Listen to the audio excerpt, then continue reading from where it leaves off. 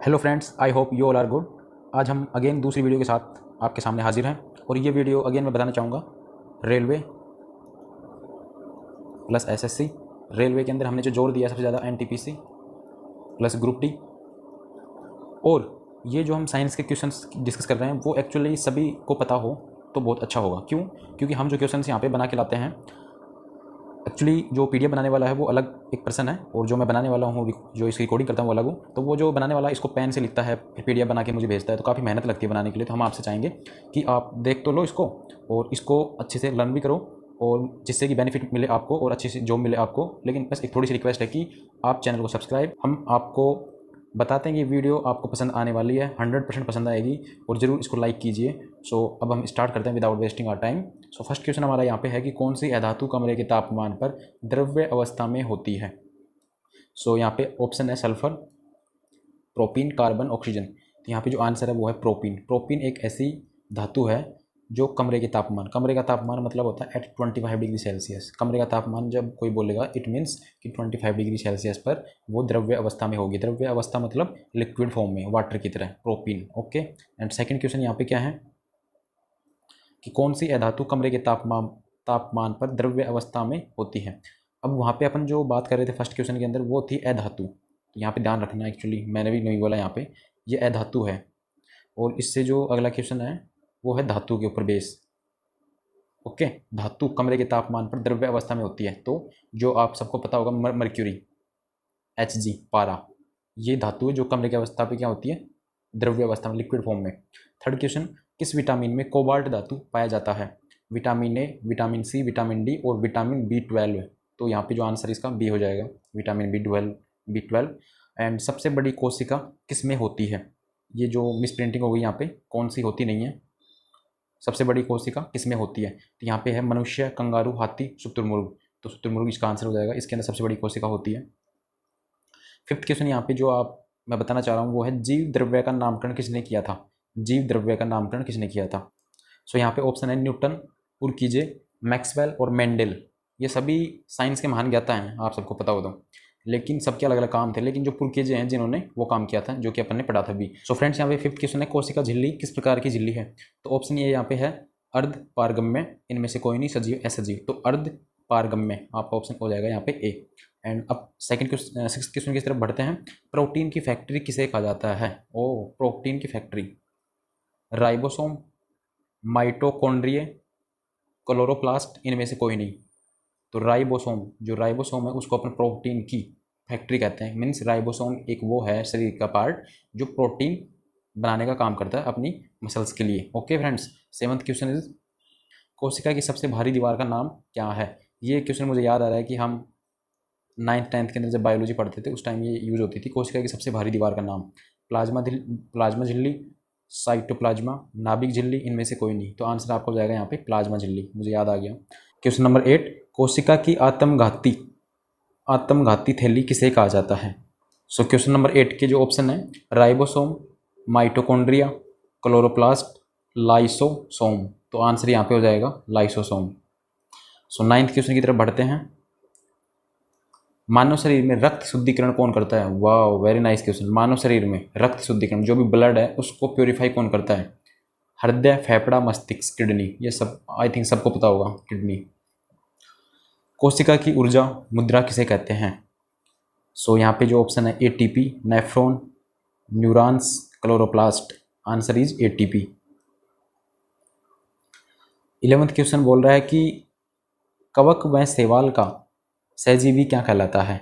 ओह वाह, कवक एंड शैवाल का सहजीवी, लाइकेन, विषाणु, जीवाणु, इनमें से कोई नहीं। तो लाइकेन एक सहजीवी है इन दोनों के लिए, कवक एंड शैवाल के लिए। एंड 12th क्वेश्चन, रेबीज के टीके की खोज किसने की थी। Interesting question. सो रेबीज की खोज किसने की थी। ऑप्शन है यहाँ पे आपके पास न्यूटन, लुइस पोस्चर, मेडेल, इनमें से कोई नहीं।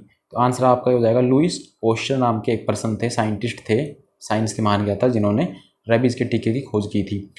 अब 13th क्वेश्चन यहाँ पे है कि पादपों की कोशिका भित्ति किसकी बनी होती है। पादपों मतलब जो पेड़ पौधे होते हैं ना, वो पादप बोल कहलाते हैं। उनकी जो कोशिका भित्ति किसकी बनी होती है। सेल्यूलोज, ग्लूकोज, फ्रुक्टोज, इनमें से कोई नहीं। तो answer is the cellulose. 14th question, ऊर्जा का 10% मीन्स 10% प्रवाह नियम किसने दिया था? 10% ही प्रवाह नियम किसने दिया था?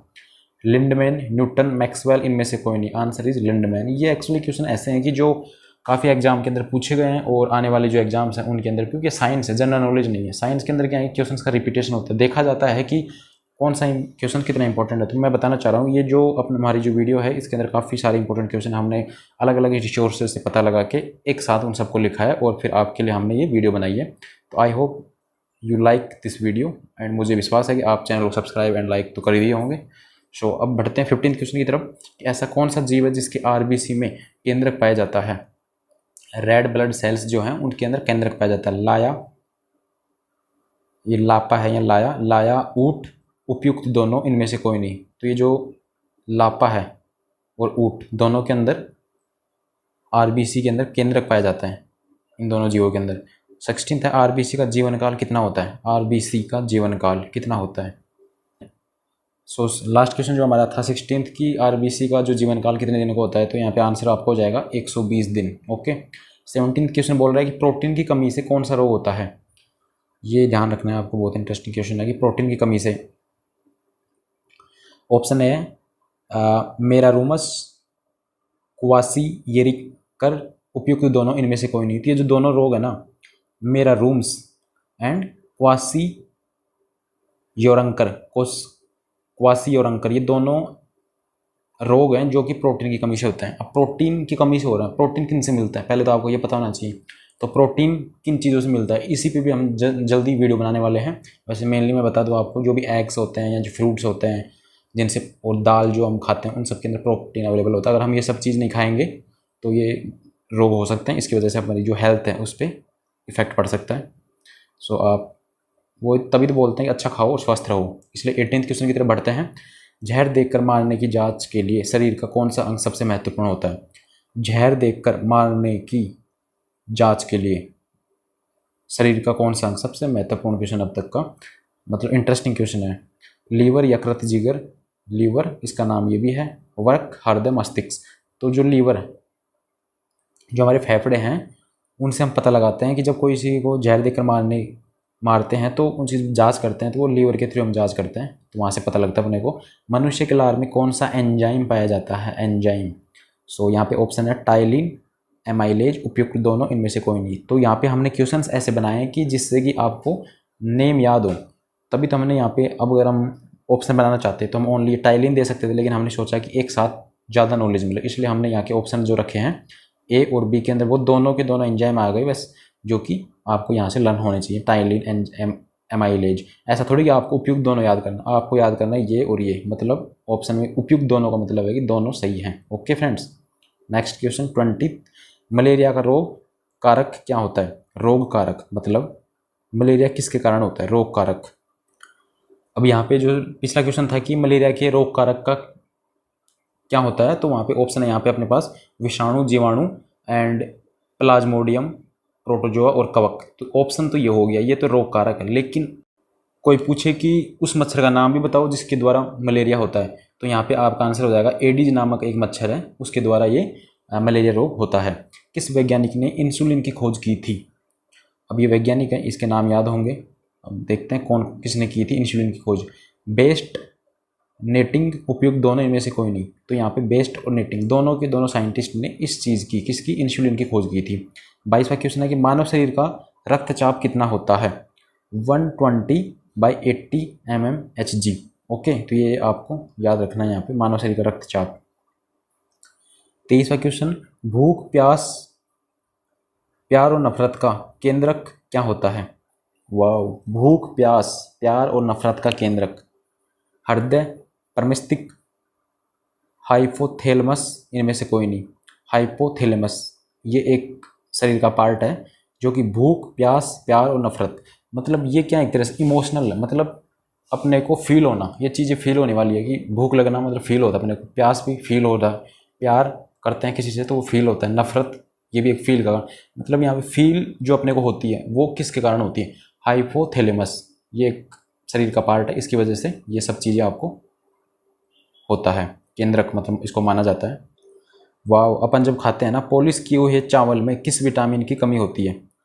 देखे होगे ना मार्केट्स के अंदर आजकल जो भी सामग्री मिलती है आजकल उनके अंदर कुछ तो मिला ही देते हैं दुकान वाले या जहाँ से वो बन के आती है। तो वैसे ही एक जो चावल है वहाँ पे पॉलिश कर देते हैं, तो उसमें जो विटामिन की कमी होती है उसकी वजह से। तो ऑप्शन यहाँ पे है विटामिन B1। सो ऑप्शन नहीं है एक्चुअली, ये इसका आंसर है विटामिन B1। तो ये आपको याद रखना है कि विटामिन B1 की कमी होती है जब पॉलिश किए हुए चावल अपन खाते हैं। तो अब 25वां क्वेश्चन हमारा है कि ब्लू बेबी सिंड्रोम किसकी अधिकता से होता है? Sulphur, nitrate, carbon, oxygen. Nitrate की वजह से ब्लू बेबी सिंड्रोम। ये काफ़ी सिंड्रोम है, इनको पता होना चाहिए आपको। ये थोड़ा सर्च भी कर सकते हो आप और क्या क्या होते हैं, अदरवाइज हम खुद एक वीडियो बना देंगे इन सभी जो सिंड्रोम की वजह से जो जो चीज़ें होती हैं। तो ब्लू बेबी एक सिंड्रोम है, इसकी जब एक अमाउंट होता है, लिमिट होती है इसकी, यदि एक लिमिट से जब ज़्यादा हो जाता है तो एक्चुअली किसकी अधिकता, किसकी लिमिट ज़्यादा होने से, वो नाइट्रेट की जब ज़्यादा लिमिट होती है शरीर में तब ये ब्लू बेबी सिंड्रोम की चांसेस होते हैं होने के। अब आता है हड्डी को मांसपेशी से कौन जोड़ता है? इंटरेस्टिंग क्वेश्चन है ना। हड्डी को मांसपेशी से, लिंगामेंट, टेंडन, फीमर, इनमें से कोई नहीं। तो टेंडन नाम एक पार्ट है शरीर का जो कि हड्डी को मांसपेशी से जोड़ता है। 27वां क्वेश्चन, मानव शरीर की सबसे छोटी हड्डी कौन सी होती है? सबसे छोटी हड्डी, स्टेपीडियम, फीमर, स्टेपस, इनमें से कोई नहीं। तो आंसर आपको जाने वाला है यहाँ पे स्टेपस। 28वां क्वेश्चन यहाँ पे बोल रहा है कि कंठ के आगे एक लोचदार झुकाव, मीन्स कंठ जो हमारा होता है गले में उसके आगे एक लोचदार झुकाव होता है, इसे क्या कहते हैं? कितना इंटरेस्टिंग क्वेश्चन है, इंपॉर्टेंट क्वेश्चन है एक्चुअली ये। तो इसका जो आंसर होने वाला है पीयूष ग्रंथि, एपिग्लोटिस, फेफड़े, यकृत। तो इसका जो आंसर है वो यही है कि जो सबसे डिफरेंट नाम है एपिग्लोटिस, तो इसका आंसर हो जाएगा। सो गाइस आज के लिए इतने क्वेश्चन और इसी के साथ हम वीडियो का एंड करते हैं और आई होप ये आपको वीडियो पसंद आई होगी।